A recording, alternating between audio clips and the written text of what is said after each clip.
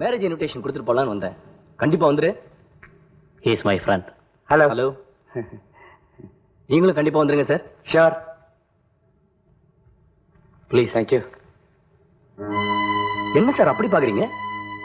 தம்பித்துறைக்கு நீங்க? நான் அவரோட ஒரே பிள்ளை. ரொம்ப நாளா ஃபாரின்லயே இருந்துட்டேன். இப்பதான் வந்தேன். ஏன் சிரிக்கிறீங்க? இல்ல, ஊருக்கே தெரிஞ்ச விஷயம் உங்களுக்கு தெரியலன்னு பாக்க. என்ன விஷயம் சார்? நீங்க கட்டிக்க போற ராணியும் நானும் ஒரே காலேஜில் தான் படிச்சோம். ராணியும் முரளிங்கிற பையனும் உயிருக்கு உயிரா காதலிச்சாங்க. இது தெரிஞ்ச தம்பித்துறை, அதான் உங்க அப்பா, ராணியை வலுக்கட்டாயமா கடத்தி கூட்டிகிட்டு போய் ரூமுக்குள்ள பூட்டி வச்சிருக்காரு. இதெல்லாம் உங்களுக்கு எப்படி சார் தெரியும்? உண்மையத்தான் சொல்றீங்களா? நீங்களே உண்மையை தெரிஞ்சுக்கணும்னா அருவங்காடு பக்கத்துல இருக்கிற மலையில ஒத்த மரத்தடியில தனியா உட்காந்து குடிச்சுக்கிட்டு இருப்பான் சார் முரளி. நீங்களே போய் அவனை கேட்டு பாருங்க சார், என்ன நடந்துச்சுன்னு. முரளி,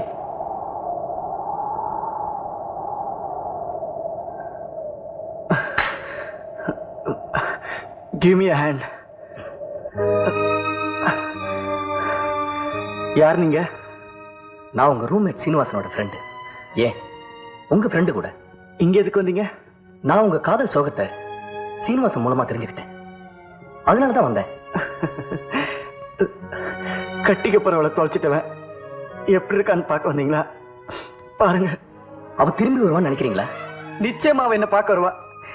ஆனா அங்க உள்ள கழுகுங்க அவளை வெளியே விடாம ரூமுக்குள்ள பூட்டி வச்சிருக்காங்க. என்னைக்கா இந்த வழியா வருவா. அன்னைக்கு நான் அவளை பார்ப்பேன், அவ என்ன பாப்பா. அது வரைக்கும் நான் இங்கதான் இருப்பேன், இங்கதான் இருப்பேன். ஆமா, நீங்க இதெல்லாம் கேக்குறீங்க? நீங்க எங்க இருக்கீங்க? ராணி வீட்டுல. ராணி வீட்லயா? ஆமா முரளி, நான் தம்பித்துறையோட சொந்தக்காரன். அதனால தான் நான் உயிரோட இருக்கேன் இல்லையான்னு பார்த்துட்டு போக வந்தீங்களா? தப்பா நினைக்காதீங்க முரளி, உண்மையிலேயே உங்க நிலைமையை பார்த்து நான் பரிதாபப்படுறேன். ஆனா உங்க நிலைமையை பத்தி ராணி கிட்ட சொல்ல முடியாத நிலையிலயும் நான் இருக்கேன். அப்போ எனக்கு ஒரு சின்ன உதவி பண்றீங்களா? சொல்லுங்க, நிச்சயமா செய்யறேன். அப்படின்னா நான் எழுதியிருக்க இந்த கடிதத்தை என் ராணி கிட்ட உங்களால் கொடுக்க முடியுமா? கொடுக்க முடியும்னு சொல்ல முடியாது, ஆனா நிச்சயமா சேர்த்துறேன். இந்த உதவி நீங்க எங்களுக்கு செஞ்சிட்டீங்கன்னா நானும் ராணியும் காலம் பூரா உங்களுக்கு கடமைப்பட்டிருப்போம். முரளி, வரேன்.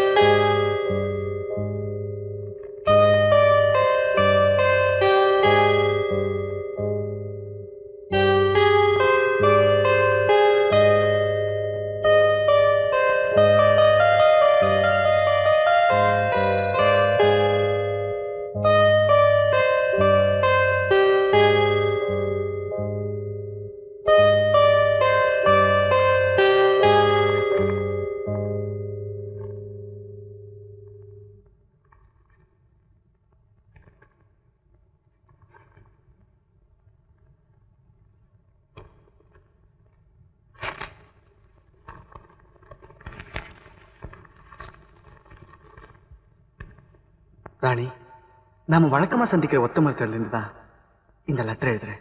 இதுக்கு முன்னாடி நம்ம சந்திச்ச ஒவ்வொரு நாளும் நீ இங்க வந்து எனக்காக காத்துட்டு இருப்ப. இப்ப நான் மட்டும் இங்க தனியா இருந்து ரொம்ப நாளா உனக்காக காத்துட்டு இருக்கேன். எனக்காவது ஒரு நாள் நீங்க திரும்பி வருவேங்கிற நம்பிக்கையோட தான் நான் இதே இடத்த காலம் பூரா உனக்காக உயிர் வாழ்ந்துட்டு இருக்கேன். சீக்கிரமா வந்து ராணி. இப்படிக்கு முரளி.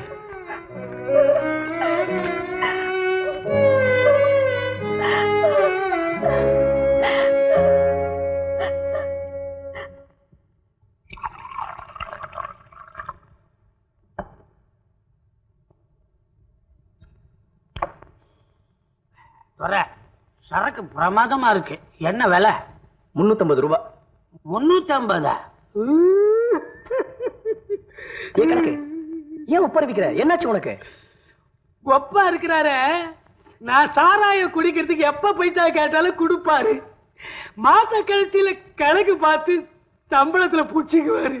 ரொம்ப மாசமா நான் அவருக்கு சம்பளம் கொடுத்துருக்கிறேன். அத மாதிரி நீ ஆக்கிடுது. அப்படிலாம் நான் கேட்க மாட்டேன். நீ அடி. அடின்ற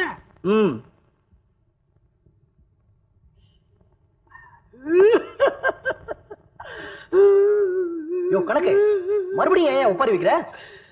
என் வீட்டுக்கு பக்கத்து வீட்டுல இருக்க அமாவாசை சம்சாரம் முனியுமா அது தூக்கு போட்டு செத்துச்சு. அது ஞாபகம் வந்துச்சு. அழுவுறேன். கூட தண்ணி போடுறது தப்பா போச்சியா? அடுத்தவன் பொண்டாட்டி தூக்கு போட்டு செத்து போனா நீ ஏன் அழுற? அடுத்தவன் பொண்டாட்டியா? முனியமா எல்லாத்தையும் காதலிச்சா. ஆனா எனக்கு தெரியாம அவங்க அப்பா வேற ஒருத்தர் கட்டி கொடுத்துட்டா. கல்யாணத்துக்கு வர்றாள் அது தூக்கு போட்டு செத்துச்சு. என்ன சொல்ல? ஏன் ஒரு மாதிரியா இருக்குல்ல? நீ யாரையாவது காதலிச்சு உனக்கு தெரியாம அங்க அப்பா வேற ஒருத்தனை கட்டி கொடுத்துட்டு அந்த பொண்ணு தூக்கு போட்டு செத்துச்சா? இல்ல, அப்படி இல்ல. ஒண்ணு இல்ல. நான் இங்க வந்து 4-5 நாள் ஆச்சு.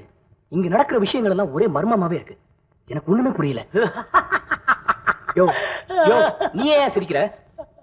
ஏடா டேய், நானும் இந்த வீட்டுல 10 வருஷமா குப்பை ஓட்டுறேன். எனக்கே மர்மத்துல தமாத்துடுதே தெரியும்.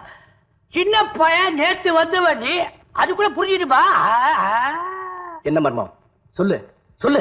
அதெல்லாம் கேட்க கூடாது.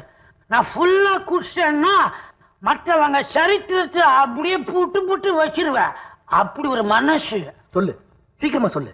சொல்றேன். இந்த பங்களாவுக்கு பின்னால இருக்கிற அவுட் ஹவுஸ்ல ஒப்ப யாரோ ஒருத்தனை கட்டி வச்சு அடிக்கிறான். அவன் இன்னைக்கு நாளைக்கு செத்து போயிடுவான். அவன் அது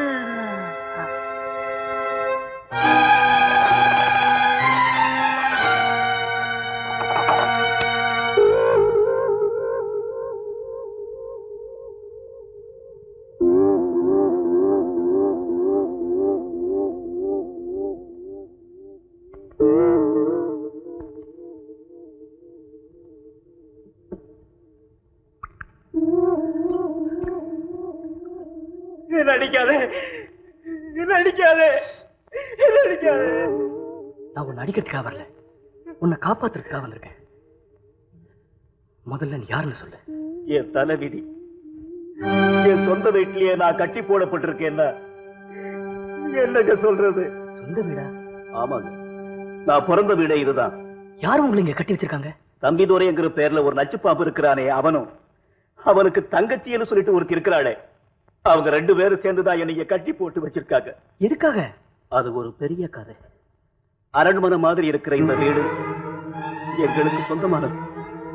இந்த வட்டாரத்திலேயே எங்க அண்ணன் தான் பேரும் புகழும் வாய்ந்த பெரிய ஜமீன்தார் வேலுரங்கம். அவருக்கு கல்யாணமான கொஞ்ச நாள்லயே எங்க அண்ணி தவறி போயிட்டாங்க.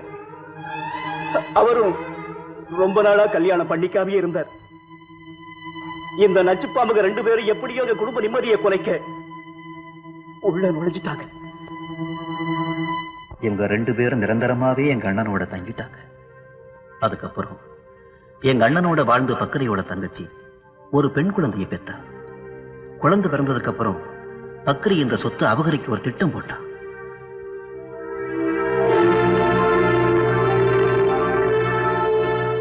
அவனும் அவன் தங்கச்சியும் எங்க அண்ணனுக்கு விஷத்தை கொடுத்துட்டாங்க. அவர் நிலைமை நாளுக்கு நாள் சீரியஸ் ஆகிட்டே வந்துச்சு. ஒரு நாள் எங்க அண்ணன் மயக்கமா இருக்கிறாருன்னு நினைச்சுக்கிட்டு 2 பேரும் பேசினதே எங்க அண்ணன் கேட்டுட்டாரு. அதோட பக்கரி தங்கச்சிக்கு தெரியாம அவ குழந்தையும் கொண்டுட்டு சொத்தை தான் அனுபவிக்கணும்னு பக்கரி போட்ட திட்டமும் எங்க அண்ணனுக்கு தெரிஞ்சு போச்சு. உடனே என்னை வர சொன்ன எங்க அண்ணன் 1000 தான் இருந்தாலும் தன் குழந்தை உயிருக்கு ஆபத்து வரக்கூடாதுன்னு சொத்தெல்லாம் அவ மேஜரானதும் அவளுக்கு மட்டும்தான் சேரணும்னு உயிர் எழுதி என் கையில கொடுத்து குழந்தைய காப்பாத்து சொன்னார். அந்த குழந்தைய நான் தான் எடுத்துக்கிட்டு அந்த வீட்டை விட்டு வந்து சர்ச்சு வாசல்ல போட்டுட்டு போயிட்டேன். அதுக்கப்புறம் அண்ணனுக்கு கொடுத்த வாக்குறுதியை காப்பாத்த 18 வருஷமா நான் எங்க இருக்கேன்னு யாருக்குமே தெரியாம நாடோடியா வாழ்ந்துகிட்டு இருந்தேன். இடையில இங்க என்ன நடந்துச்சுன்னு எனக்கு எதுவும் தெரியாது. அன்னை எழுதின உயிலோட 2 வாரத்துக்கு முன்னாடி தான் நான் இங்க வந்தேன். இந்த நச்சு பாம்புகள் எங்க வீட்டுல சுகபோக வாழ்க்கை வாழ்ந்துகிட்டு இருந்தாங்க. 18 வருஷம் கழிச்சு நான் திரும்பி வருவேன்னு இந்த பக்கரி எதிர்பார்க்கிறேன். என்னை பார்த்ததும் நல்லவன் போல வேஷம் போட்டான். நானும் நம்பிட்டேன். நான் எந்த சர்ச்சு வாசல்ல குழந்தைய போட்டுட்டு போனேங்கிறது இந்த பக்கரி போலி நாடகம் ஆடி எங்கிட்டயே உண்மையை தெரிஞ்சுக்கிட்டான். அதே சர்ச்சு வாசல்ல இருந்து குழந்தைய தூக்கிக்கிட்டு வந்து தானே வளர்த்தேன்னு பொய் சொல்லி இவதான் அண்ணன் மகன்னு சொன்னான். நானும் இவன் பேச்ச நம்பி என் அண்ணன் கைப்பட எழுதின உயிலை அவ கையில கொடுத்தேன். ஆனா அடுத்த நிமிஷமே உயில் கைமாறினதுக்கு அப்புறம் தான் தெரிஞ்சது நான் ஏமாந்துட்டேன். ஆமா, அந்த பொண்ணு உண்மையான என் அண்ணன் மக இல்லை. எங்கிட்ட இருந்து இந்த உயிலை பறிக்கத்தான் இந்த நாடகம் ஆடி இருக்கான். அது மட்டும் இல்லை, நான் இங்கே இருந்து தப்பிச்சு போனா எங்கே வெளி உலகத்துக்கு உண்மை தெரிஞ்சிருமோன்னு பயந்து என்னை இருட்டறையிலேயே கட்டி வச்சு உயிரோடு சித்திரவதை செய்ய சொன்னான். என்னை அவன் இந்த நிலைமைக்கு ஆளாக்குறதுக்கு அப்புறம் எந்த ஒரு நிமிஷமும் நான் உயிரோட வாழணும்னு ஆசைப்பட்டதே இல்லை. ஆனா என் கண்ணனுக்கு நான் செஞ்சு கொடுத்த சத்தியத்தை நிறைவேற்ற முடியாம போச்சுங்கிற வேதனை தான் ஒவ்வொரு நிமிஷமும் என்ன சாகடிச்சுக்கிட்டே இருக்கு. இங்க இருந்து பேச நேரம் இல்ல. இங்க இருக்கிற ஒவ்வொரு நிமிஷமும் உங்க உயிருக்கு ஆபத்து. எந்த நேரத்துல உங்க கழுத்துக்கு கத்தி வரும்னு சொல்ல முடியாது. அதனால முதல்ல இங்க இருந்து தப்பிச்சு போயிடுங்க. என் மேல பரிதாபப்பட்டு இவ்வளவு நேரம் என் சோக கதையை கேட்ட உங்களை நான் யாருன்னு தெரிஞ்சுக்கலாமா தம்பி? நான் யாருன்னு சமயம் வரும்போது சொல்றேன். இப்ப பேசுறதுக்கு நேரம் இல்ல. நீங்க நினைக்கிற மாதிரி எல்லாமே நல்லபடியா நடக்கும். முதல்ல இங்க இருந்து போயிடுங்க. ரொம்ப நன்றி தம்பி.